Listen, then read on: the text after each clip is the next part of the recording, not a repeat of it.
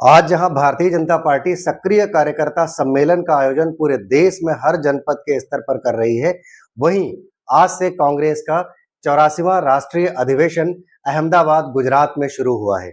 अब संगठनात्मक रूप से भारतीय जनता पार्टी को कड़ी टक्कर देने के लिए कांग्रेस ने भी कमर कस लिया है, क्योंकि संगठन ही चुनाव को जिताने और चुनाव हारने में अहम भूमिका निभाता है।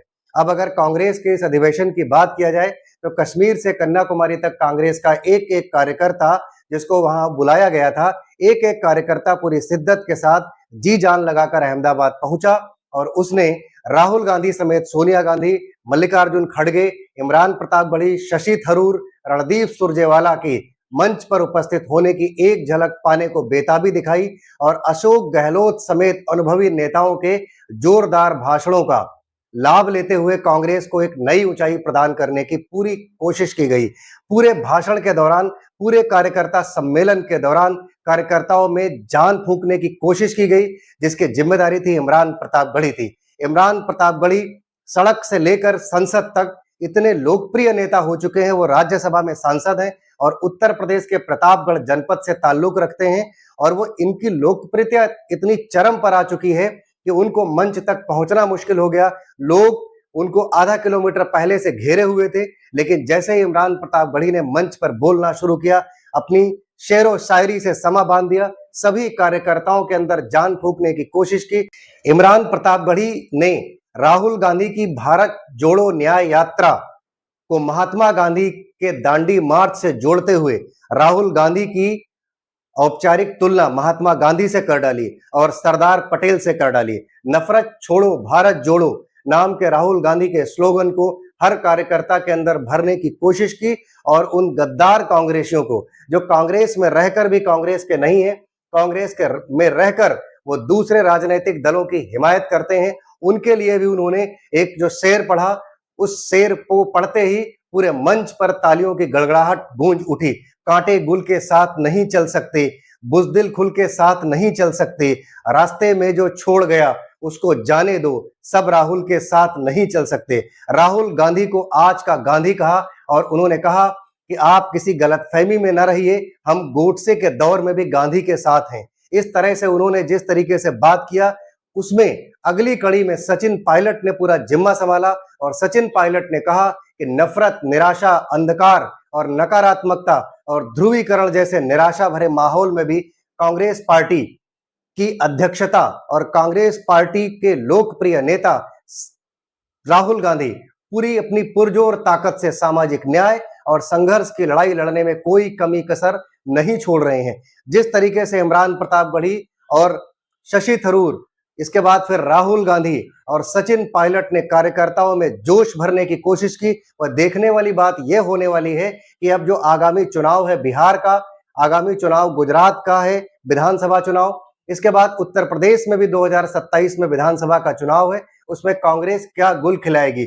इंडिया अलायंस के विषय में भी बात किया सचिन पायलट ने और कहा कि जब भी नफरती ताकतों को यहां से सत्ता से बेदखल करने की नौबत आ पड़ी है, तब इंडिया अलायंस की सभी पार्टियां एकजुट होकर के नफरती ताकतों को चुनाव हराएंगी। अशोक गहलोत के अनुभव ने भी मंच पर समा बांध दिया।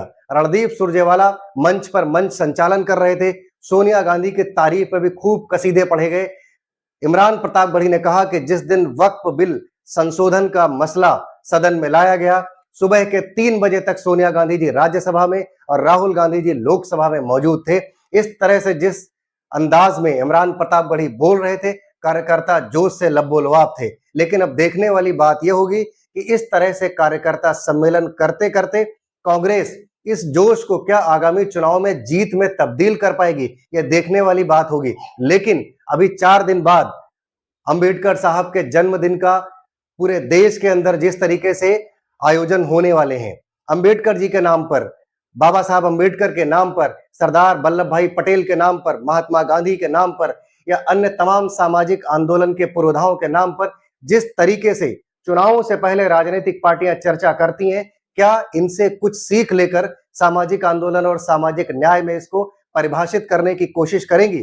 अगर वाकई सच में ऐसा हो पाए तो जरूर इस देश के शोषितों को, वंचितों को, पीड़ितों को न्याय जरूर मिलेगा और वो बात सच नहीं होगी कि राजा का बेटा ही राजा बनेगा। साथ साथ बाहर से सांसद अपने बेटे को टिकट दिलवाता है और कार्यकर्ता अंत तक कार्यकर्ता सम्मेलन अटेंड करते करते, दरें बिछाते बिछाते, तालियां बजाते बजाते हिम्मत हार कर, थक हार कर बैठ जाता है।